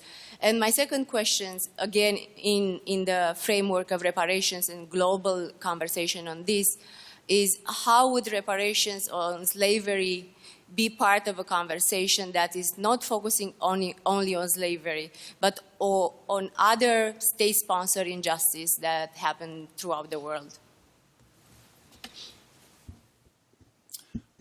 Thank you for that. Last year, when I was asked to give the feature address to launch the Decade of African Descendant People in the General Assembly of the UN, as I approached the podium, I recognize the tremendous and enormous diversity of political opinions on this subject. There are some countries that recognize that the evolution of their civil rights process requires an engagement. There are some countries that recognize that the integrity of their democracy as constitutionally framed and socially lived requires that engagement. There are some countries that believe that these are discourses of the poor, the dispossessed, and the weak, and you ought not to accommodate yourself to the thinking of these social groups. That civilizations do not advance when they give in to the moralistic thinking of the powerless and the propertyless and the weak. And there are some societies built on that premise of the autocracy of elites and property-owning classes. There are those who do not believe in the concept of ethnic equality. They believe that the ideal world is a world that is vertically structured. Mm-hmm. That there are ethnicities, there's a model, a template, and that template says white, brown, black. Mm-hmm. So there's a kind of pyramid structure of the world. Now, the fact is that that's a model that was first discovered by the Europeans in Asia. The Europeans did not create that model. The Europeans went into India in the 14th century and saw that model in India, a civilization structured along lines of color. And therefore, the white Indians, the brown Indians, the black Indians, and that structure they saw and thought, well, this is applicable to colonization. And so the Europeans took that model and translated it and transferred it to the Americas and brought it here and eventually globalized it. Which is why many people have said that today, India is the last remaining apartheid civilization in the world, because it's still color-structured, and the black-skinned Indian people are still trapped in tremendous constitutional difficulty. So yes, there is that. So you go into an environment to speak to a world that is not vertical but horizontal, where all cultures, all civilizations, all peoples are placed on an equal footing. So you want to turn the world from vertical to horizontal, to allow everyone to have their own space and to function in an integrated, organic way. You go into an assembly of the UN, and you have all of these views and opinions there.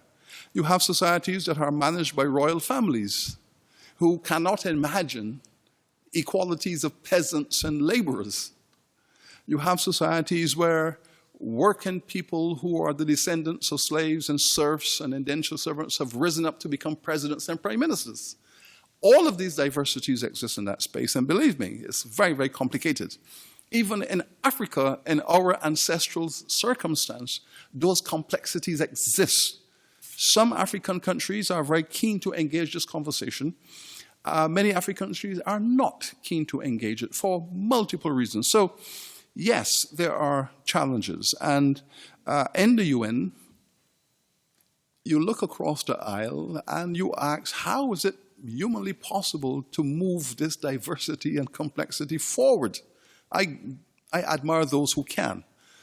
At Durban in 2001, when we tried to achieve this, again, the Caribbean world and the African diasporas found themselves out on a limb with no support. We were very disappointed that when we demanded that reparatory justice be discussed, we were disappointed that Asia did not join with us. We were disappointed that most of the African prime ministers and presidents did not support us. We were disappointed that Europe and the Americans were not there. We were disappointed that Europe did not supported us.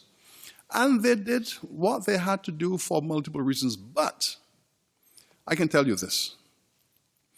There were two values and two emotions at work in both Durban and later on in the UN, but Durban especially. One, shame and fear. There was a lot of shame in that place. There was a lot of fear that democracy is going to unleash forces that will topple the dominance of property classes. So there was fear and there was shame. Wherever you find fear and shame, you find anger. They coexist in the same space. And there was a lot of anger in Durban. And there, I have said this in several places, I do not know what it would have been like to be an enslaved person on a plantation in Mississippi, Alabama, Georgia, Jamaica, or any other place. But I felt that way in Durban. I felt that if I could have been lynched in that room, I would have been lynched. I saw the rope, I felt the fear, and I understood the history. And the way in which some of the European delegates were looking at me, and I'm not hypersensitive, I'm a pretty tough-skinned guy, but I felt tremendous hatred, as if I had emerged from the depth of hell. And I thought I need to write about this because it was the first time in my life, and I grew up as a teenager in the inner cities of England. And like most kids in inner cities, you had to be careful. I know, I navigated through that British world as a teenager. But Durban in that United Nations conference was the first time I felt hatred as an individual. So this is the world in which we're living. But guess what? Each generation is moving this process along. And I believe that across the world, the younger people are saying that the crimes of modernity, all of those things that have happened to make this modern world what it is, we need to get to the root of them, we need to resolve them, and we need to go forward in a different way. And that's why I'm really honored and privileged to be a part of a conversation that is seeking to push the world along in a better direction for the younger people. Hi, my name is Sam Koplowitz. I'm a 3L here. I didn't really find the response to Rena's question very responsive. And I want to kind of open it up to the rest of the panel and try once again. Is there any ways that you guys see that Harvard Law School is not engaging in reparative justice in which it could be, aside from the shield and aside from anything that might be too personal to expose today in this open forum. I can't imagine that there isn't something between those two. That's a different question. Yeah. But were you going to? You want me to reform Harvard Law School for y'all? You want me to reform Harvard Law School for y'all? Go ahead, Ken. Oh, look around. There is rampant racial inequality in this world. Look around Boston. Go to the parts of Boston that people don't go to when they attend Harvard Law School. Look at Black Lives Matter. Anywhere you look, you will see rampant racial injustices that are not focused on at Harvard Law School. I think the answer to that question is easy. So, other people might want to say other things, but, all you have to do is walk around Boston and look at issues faced by people of color and, look at what we do at Harvard Law School, and you will find that those issues are addressed in places, in instances, but not in the mainstream of the law school curriculum, and they have never been. So Professor Gordon Reed, I think, rightly acknowledged that the law school is probably doing better than the FAS and probably better than the history department in this regard. And what we think in the history department, our role is in investing, first as a principle, a priority, and then with resources in the training, recruiting, and retention of people who are historically disadvantaged. Now, diversity is the word that has come to be used for that, but I prefer the word redress, which I think is illegal, which is probably why you can't even use it in Harvard Law School, right? But for me, redress is the principle that has to be sustained, rehabilitated, argued for, and then established and made a priority. But if you're not training, recruiting, and retaining people at all levels of the pipeline, right, from primary education up through secondary education into graduate school, well, then you're not going to solve this problem because, as Professor Gordon Reed said, it is systemic, and it's accumulated over generations. It's not something that you can solve overnight with one person in the right job, right? It has to be something that we all commit to and commit resources to. If Harvard Law School has one advantage, I think it's got more money than the FAS and certainly than the history department. So you could commit those resources probably sooner than we could. Okay, I didn't want to crack on the history department. We did very, very well this year in recruiting people. I didn't No, I was on the committee, and we've never done as well as we've, as before. I think it's a record for that. And so, it's systemic. It's what you feel that I felt from the time I grew up in Texas. I mean, it's sort of the idea of plucking one particular thing out of something that is pervasive is very difficult. And I think I would ask, maybe you don't want to go back and forth, but have you experienced a place in the United States where it did not exist? No. Okay. But I guess my question is not. My question is hoping to look critically at the law school and specifically look at our community and see where we can change something here. Because, as you're saying, it's hard to change everything, but this is a powerful place.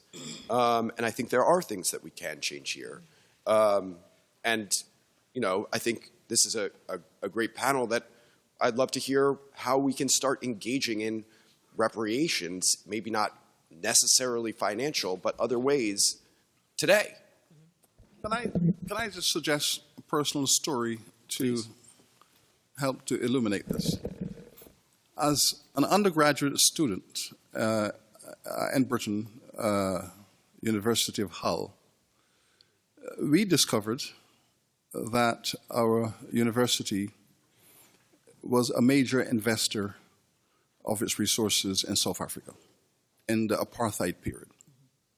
Nelson Mandela's in jail. The university's resources are invested in stocks and bonds in South Africa because that market offered a better return on investment than the British market. Our university was built around, as I said, the legacy of William Wilberforce. As students, we thought this was contradictory. Well, first, in itself, as immoral, but secondly, in the fact that a university built around the legacy of a freedom fighter, a man who stood for justice, and I'm a great fan of Buxton and Wilberforce and all of those who said this is wrong, this is sinful, this is evil, and dedicated their lives to illustrate that point. And we went to our chancellor, and we said as students, we wish to live in an ethical environment. We wish our university to stand for the highest values, and we cannot accept, as students of this institution, that our university is invested in Southern Africa in apartheid, supporting this 20th century version of slavery. We were very pleased after several weeks and months of advocacy that eventually our university's leaders recognized the wisdom of this, moved to establish the integrity of the institution, and withdrew all of their investments from any company that had South African roots. This was a great triumph for the students. We felt that we were doing the right thing for our alma mater, for our students, our campus. Subsequent to that event, students in other universities across Britain did the same. We launched a national divestment campaign. And right across Britain, all students, all universities were pulling their investments out of South Africa and companies that were involved in South Africa. I recall the Vice-Chancellor looking at me and saying, "Now listen to me, young man. This university has been here and will be here. Students come and students go. But this university will stay. And be very careful. Students come and students go. University will stay." Well, I'm happy to report that he was asked to go before I was asked to go. And I look back now to my alma mater, very proud of it. In fact, the current Vice-Chancellor of Hull University is a South African. But I'm very proud of what we did and the consequences of that. But if we had not done that, I do not believe that British universities would be what they are today. And let me tell you this.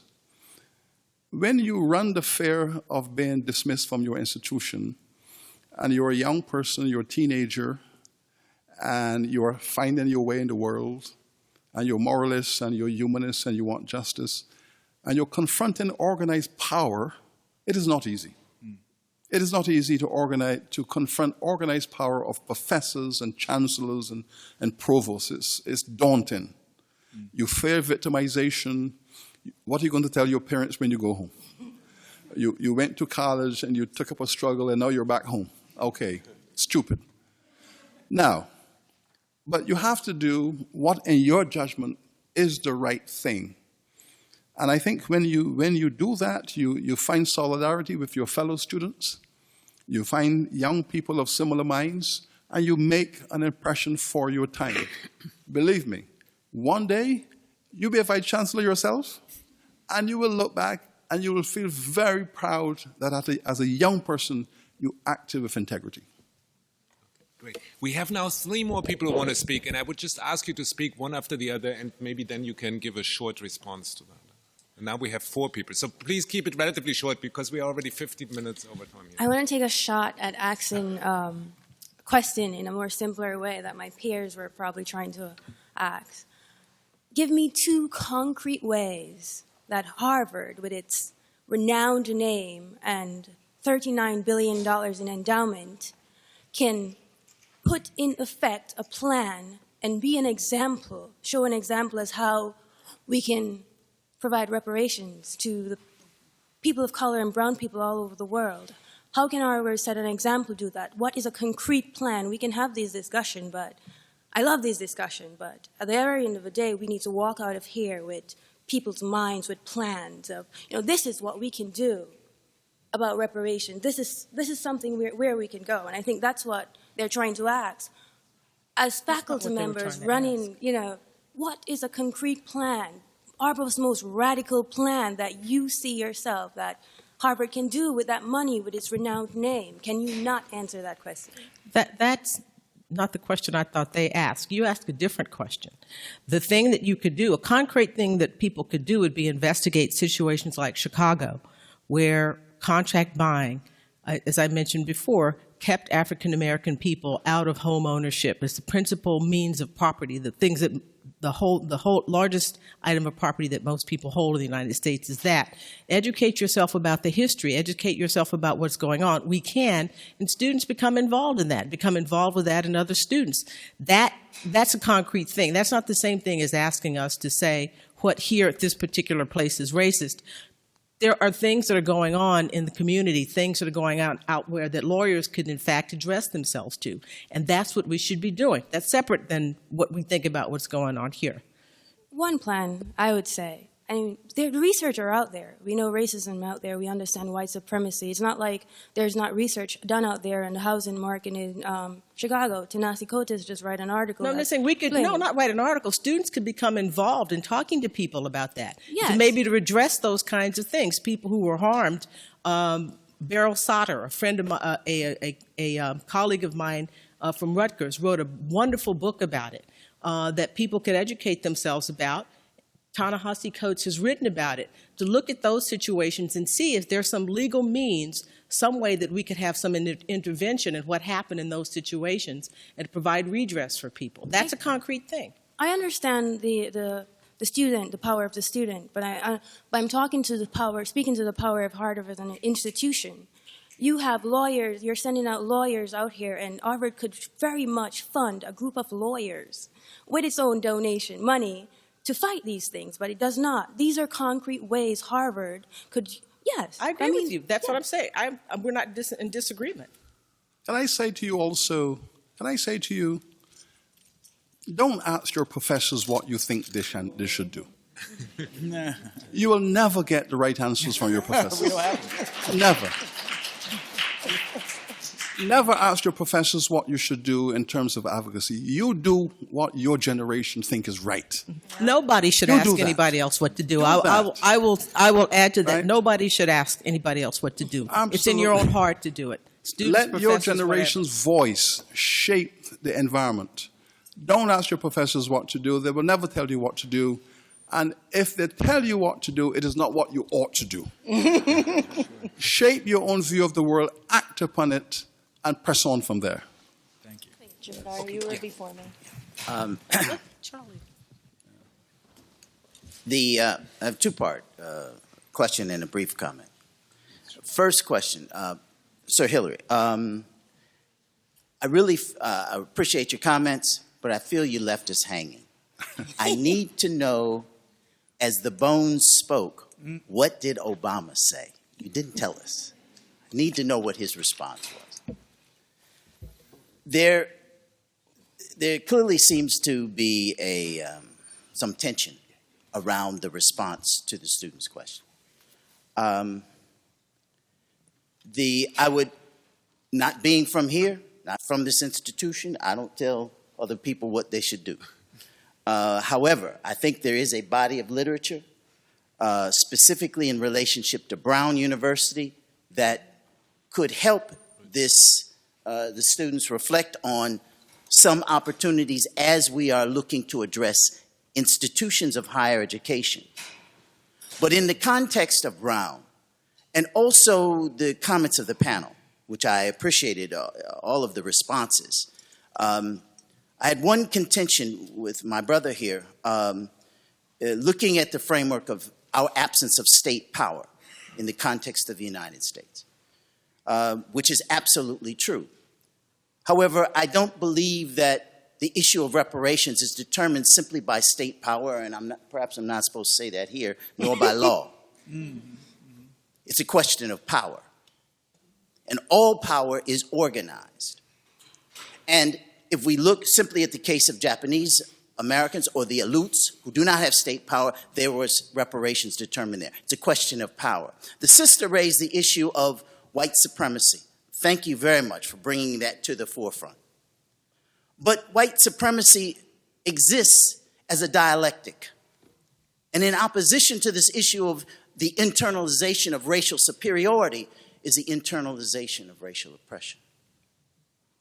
And while we speak to this issue, and we have organized now, we thank those in the Caribbean for raising this up again, who have state power and now challenging us here and in Europe. And we have, in fact, a member of the National African American Reparations Commission here who has taken up this call. We internally have to address the question of power. And if we were to go out here on Blue Hill Avenue or Warren Street and raise this question, people would not believe that it was possible. Not that they don't believe in reparations, but we have internalized so much that construct, we don't believe it's possible. Now, my question to you is, in the Caribbean, now having advanced this, but understanding, I think you would think that the commission is in fact in advance of where the consciousness of the mass of people are. How do we bridge that gap in building the movement that can really challenge for power? I thank you for that. Can you? Yeah. Sir Hilary, once again, pleasure to see you. My name is Yvette Modeste, and I am one of the members of the National African American Reparations Commission. And I have a twofold question, and we've had a little bit of this conversation of where do you see CARICOM entering into the conversation of the Caribbean labor that was brought to Latin America, specifically Panama, in the construction of the Panama Canal, where the predominant workers of the canal were of Caribbean descent, and faced another level of structural and reparations and racism with Jim Crow imposed laws in the American territory in Panama. How does that fit into CARICOM seeking reparations for the Caribbean and the impact of the Caribbean in Latin America? So that's one part. Second part, Durban, those that stayed of the African diaspora were part of the 150 million people of African descent in Latin America who have no access to education and are dealing with the Spaniard ruling of Latin America and the lack of recognition of those black populations in Latin America. Where does CARICOM, or even now as a member of the National African Reparations Commission, how that impacted those black communities then and how it's still impacting us now, because we are still not visible or counted or even known in certain Latin American countries that we exist? Right. Thank you so much. And I think we have one last comment or question. No, so this is it. So if you could quickly, if possible, respond. Okay. In the CARICOM reparatory justice movement, we do not think in geographical terms. We are very clear that the 15, 20 million Africans who were dropped off in different ports in this hemisphere have created these linkages of solidarity. Some slave ships came to New York, some came to Boston Harbor, some came to the Caribbean. How many people know that Rio was the largest slave importing port in the hemisphere? So the ships went everywhere. The fundamental difference, and we've heard of the diversity of the journeys of African peoples across the hemisphere, and we know those differences. The Caribbean is a case where the descendants of those enslaved peoples have been able to secure state power. Okay? In the US, that circumstance is quite different. In the Caribbean, the descendants of the enslaved peoples are the prime ministers, the presidents, the mayors, the professors, everything. So we have emerged out of the slavery and we have state power. In Brazil, to some extent, this is also the case, but Brazil has a plantocracy and an economic elite that is Portuguese that still has tremendous power in that space. So we have different environments. So in the CARICOM space, we see ourselves as maybe acting on behalf of all of our family at this moment because we have an opportunity to do so. But we've always seen the movement as one. Has always been one movement.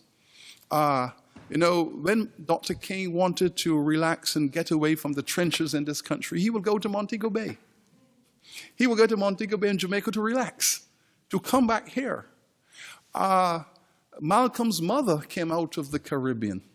Farrakhan came out of the Caribbean. All of the people, we've always had this. Marcus Garvey came out of the Caribbean, came here, participated, went back. That has always been the hemispheric journey. So we have a window in the Caribbean where something miraculous has happened. As in this country, as in Brazil, as in Central America, the reparatory justice movement was carried by civil society movements, grassroots organizations, community groups. But suddenly in the Caribbean, that movement after 100 years, the state thought it appropriate to come on board. So for the first time in 200 years, we have had the convergence of civil society and state in agreement on the subject. That was historic. And the CARICOM Commission is really the result of this interesting merger of civil society and the state in agreement that Europe has a case to answer, and the case must be put and will be put. Now, it's a CARICOM initiative, 17 sovereign nations of the Caribbean region. Belize is a part of that, but not Panama. So we are working towards the establishment of commissions in Brazil, in Panama, Colombia, Costa Rica, Nicaragua, all of these communities, we are working with groups to build their national commissions so that we can enable the CARICOM nation to receive associate representation from all of these states to act on their behalf when the time comes. So we're very proud that there is an African Reparatory Justice Commission, and that you have been a part of that. Your brother has been a part of that. I am happy to be a part of that. Mr. Rojas next to you is a part of that. And we've had joint meetings. And we're going to have many meetings in the future because it is our thinking that in the very near future, hopefully either later this year or next year, there will be a global summit of all of these national and international reparatory justice committees meeting to chart a global path. This is a global crime. It can only be addressed in a global fashion. And we are also speaking about commissions in Dubai, in Saudi Arabia, and all of those countries in the Middle East where Africans were imported across the Sahara into Islamic societies, into those countries. We've also established one in India because Africans were being taken through Mombasa, the Kenyan, across the Indian Ocean into Southern Asia. All of these groups have to come together to address this, and next year will be the year when we will have this global summit. But I can say to you, for now, it is a constitutional fact that there is a CARICOM Commission. But we see this as just a legal device and a moment where an opportunity has arisen, and we hope that in taking this step, we hope that we are facilitating the struggle of all of our brothers and sisters. Great, thank you so much. Unfortunately, we will have to come to an end now, but I think this discussion has shown the urgent need to continue to have these kinds of debates here at Harvard University and to have these debates about our very local situation, but also to embed them within this much, much larger global conversation. And I want to very much thank Sir Hilary for joining us today, traveling all the way from the West Indies to be here, and also our commentators for being part of this panel. So thank you so much. Thank you. Thank you. Thank you.